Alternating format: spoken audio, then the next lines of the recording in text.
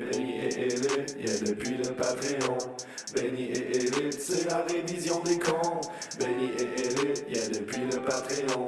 Benny et Elite, c'est la révision des cons. C'est la révision des cons. Production c'est JDLM, mais si je suis honnête avec toi, Benny fait tout ça tout seul. Ben oui, tout ça.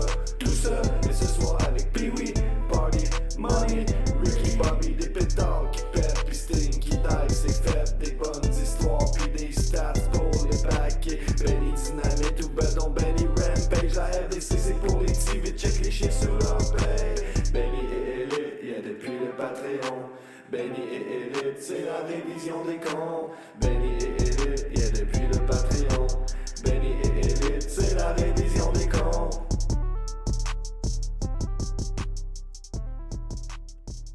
Passons maintenant à la révision des comptes de AEW Rampage, le 6e épisode du 17 septembre 2021, encore au Prudential Center à Newark, au New Jersey. L'épisode qui avait été enregistré ce mercredi après Dynamite. Un bon épisode dans l'ensemble, assez divertissant, où le meilleur moment est arrivé peut-être là où on ne l'attendait pas. Donc, je trouvais ça très intéressant comme Rampage. Le premier match de la soirée opposait The Butcher and the Blade face aux Lucha Bros pour les titres par équipe récemment acquis par les Lucha Bros. Donc, dans un match d'un peu plus de 9 minutes, les Lucha l'ont emporté alors que Penta a dû retirer son masque parce qu'il était accroché après la deuxième corde dans son coin, a dû retirer son masque, se mettre les mains au visage et venir sauver Rey Fénix du combat 2 contre 1 qui l'attendait avec un super kick sur The Blade et permettre à Rey Fénix de voler le match avec un roll-up. Vraiment intéressant comme finale parce que on savait pas trop où ça allait aller ce match une fois que je pense que c'est The Butcher qui a attaché le masque de Penta sur la deuxième corde. Donc Penta était pris par son masque, par le top de son masque, l'espèce de fil au-dessus.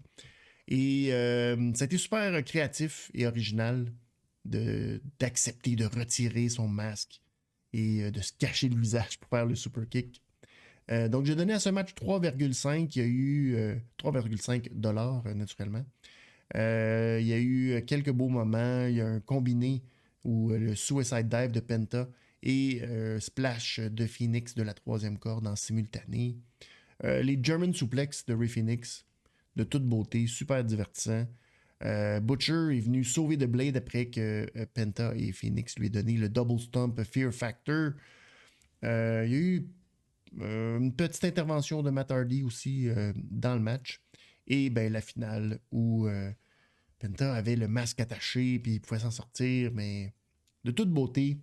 Après le match, ben, tout le reste du clan de Matt Hardy sont venus frapper Penta et Phoenix, mais Ortiz et Santana, Proud and Powerful, sont venus à la rescousse sauver les Lucha Bros. Alors, très bon match que j'ai mis dans la colonne des actifs, 3,5 $ sur 5. Ça commençait bien la soirée, un peu moins pour Matt Hardy. On a eu un petit segment promo enregistré par la suite entre Kenny Omega et Bryan Danielson. Omega qui dit, bon, mais dans l'autre compagnie, tu étais toujours l'underdog.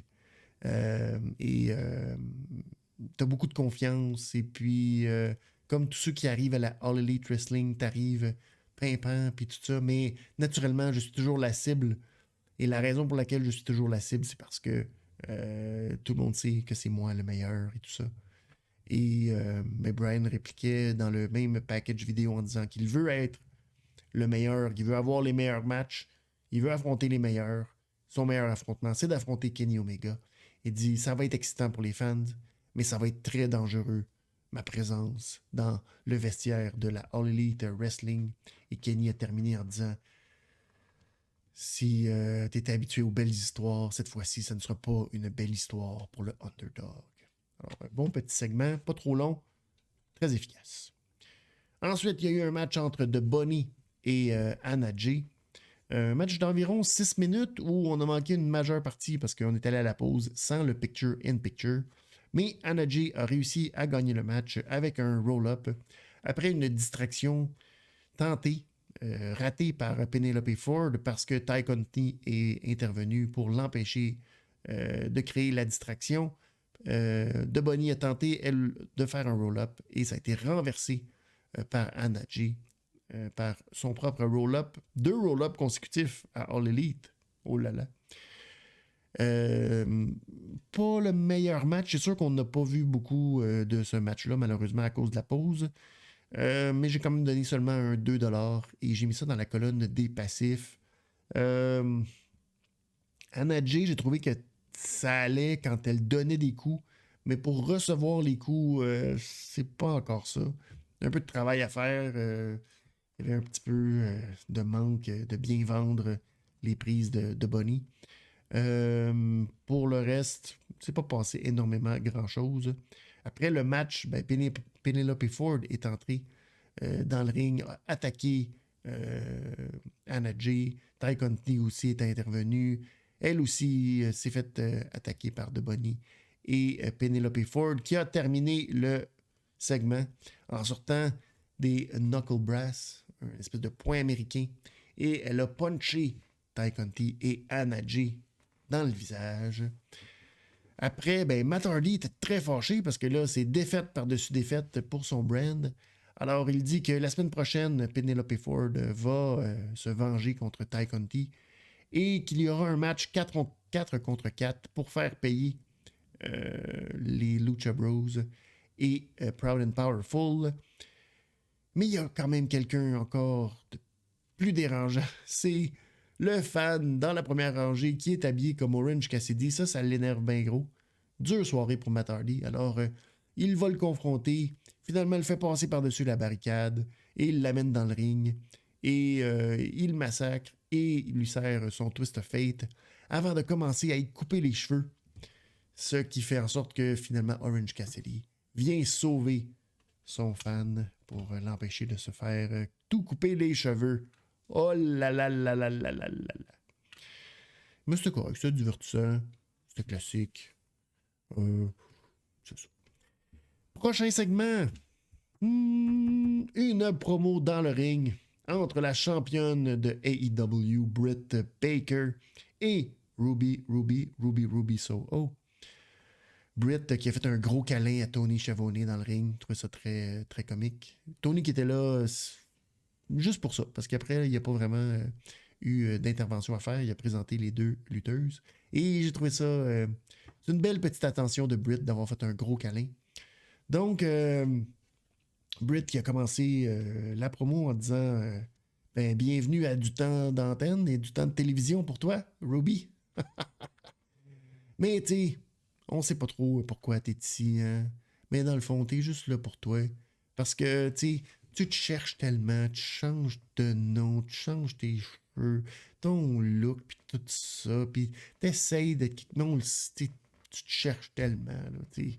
Tu veux essayer de fitter, mais, tu sais, dans le fond, là, tu te cherches parce que tu sais pas t'es qui. Alors, Ruby a répliqué en disant que, oui, tout le monde sait qui est DMD, parce que t'arrêtes pas de dire que t'es DMD, puis que tu le rentres dans la gorge de tout le monde. Mais moi, je sais qui je suis. Je sais exactement qui je suis. Et c'est juste que j'ai jamais eu la liberté de prouver qui j'étais. Ouh, petit jab. Alors la foule a commencé à scander « Ruby Soho, Ruby Soho ». Elle a dit mais parlons de toi, DMD. Dans le fond, je te regarde, puis t'es pareil comme n'importe quelle autre lutteuse. Hein? T'es prétentieuse, imbue de toi-même, selfish, et naturellement, tu couches avec un des lutteurs dans le vestiaire. Hein? Normal. T'es juste une parmi tant d'autres, finalement. Hein? Je pensais que tu serais plus que ça. Fait que là, DMD, Britt Baker, il a dit non, non, non. Un instant, madame. Toi, tu mens à tout le monde en disant que oh, t'es celle qui s'est sauvée, qui a réussi à se sauver, alors qu'on sait très bien que dans le fond, tu t'es juste fait congédier d'où t'étais. Puis là, Ruby a dit oui, c'est vrai que j'ai été congédiée Mais tu sais quoi? C'est la meilleure chose qui me soit arrivée parce que maintenant, je suis ici. Maintenant, je suis à All Elite. Puis maintenant, moi, je peux te regarder. Mais toi, tu peux pas me regarder parce que t'as la tête trop profonde dans les fesses de Tony Khan. Puis la dernière affaire que tu vas pouvoir dire, c'est que t'es championne de All Elite Wrestling parce que la semaine prochaine, ça sera plus vrai. Et là, ben, Britt a tenté un cheap shot. Ça a passé dans le vide. Et ben, Ruby, ils se sont échangés quelques claques. Finalement, Britt s'est retrouvée en bas du ring et Ruby avait la ceinture. Puis elle a levé la ceinture au ciel pour narguer Britt Baker. Très bon segment. La foule embarquée d'un bout à l'autre. Bravo. Les deux se sont bien pognés à partir du moment où Ruby a nargué Britt sur le fait de sa relation avec Adam Cole. Ça a pogné une belle coche, puis très très bon segment, très divertissant pour une promo où on pouvait s'attendre à pas grand-chose nécessairement. Alors, très réussi, gros actif pour Britt Baker et Ruby Soho. La finale maintenant de Dynamite opposait Fuego del Sol à Miro. Et il ne faut pas oublier, Fuego del Sol, pour défier Miro pour son titre TNT, mettait en jeu sa nouvelle voiture fraîchement acquise avec son nouveau contrat. Mais qu'est-ce que tu veux, il fallait qu'il mette quelque chose à l'enjeu. Il ne pouvait pas juste défier Miro comme ça. Alors il met sa voiture un peu cheapette à l'enjeu. Et il dit que c'était passé tellement proche la dernière fois. Mais là, il va gagner. Il va faire son Tornado DDT et il va l'emporter. Miro, lui, avant le match, dit que la seule raison pourquoi il accepte le défi, c'est qu'il aime ça célébrer. Il aime ça célébrer avec son Dieu et avec sa femme.